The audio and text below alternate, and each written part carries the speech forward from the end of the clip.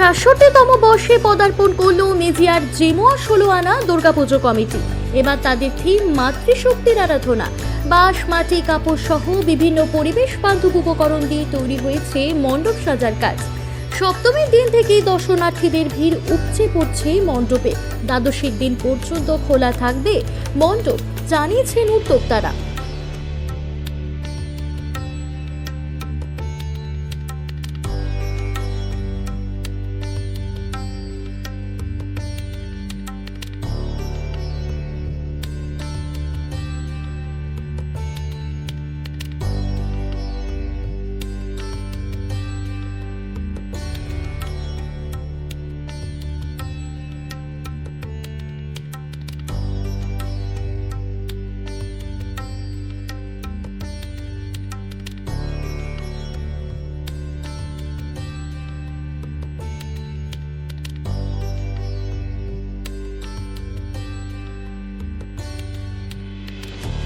আমাদের এই বছরের পুজো হচ্ছে ৬৭তম।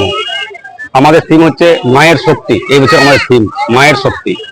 কি কারণে এই ধরনের চিন্তা ভাবনা?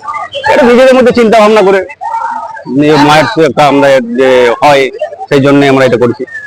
বৃষ্টিকে উপেক্ষা করে কতদিন ধরে মণ্ডপ সজ্জা জারি? মণ্ডপ প্রায় আমাদের ধরুন ১ মাস আগে থেকে চলছে। কি কি দিয়ে মণ্ডপ তৈরি করছি?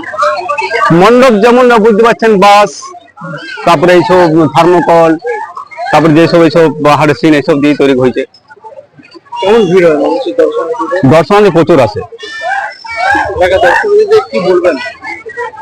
এলাকার দর্শনার্থী বলবো পুজো ভালোভাবে আপনারা উপভোগ করুন, ভালোভাবে থাকুন, সুস্থ থাকুন।